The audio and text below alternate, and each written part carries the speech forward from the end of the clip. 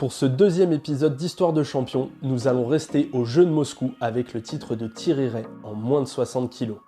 Il commence le judo à 9 ans à Lagny-sur-Marne. Il trouve dans ce sport la liberté et le cadre dont il a besoin pour se canaliser.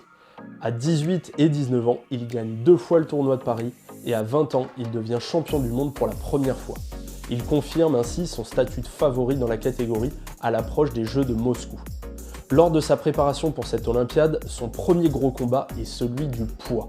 Il a environ 8 kg à perdre pour espérer combattre en moins de 60.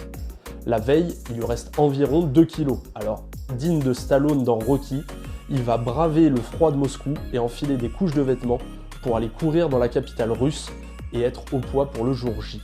Le 1er août 1980, dernier jour des Jeux Olympiques de Moscou, journée des super légers. Thierry Rey, 21 ans, champion du monde en titre, a la pression sur ses épaules. Il est le combattant à éliminer. Il se hisse jusqu'en finale face au champion olympique en titre à Montréal, le Cubain José Rodriguez. Alors que ce duel aussi indécis que palpitant se poursuit, à 3 minutes de la fin, le Cubain essaye de lancer une attaque, mais se fait contrer sur l'arrière par Rey qui va marquer un coca.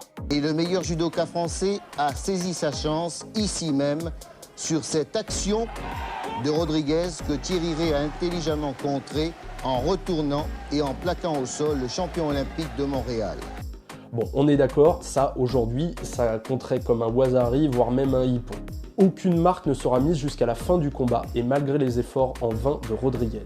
Thierry Rey devient à ce moment-là le premier Français à être champion du monde et champion olympique de judo. Dernière seconde, Rodriguez s'élance, c'est trop tard. Thierry Rey, champion olympique à 21 ans, peut savourer l'immense bonheur de remporter la médaille d'or de la catégorie des mi-légers, la deuxième du judo français à Moscou, après celle d'Angelo Parisi.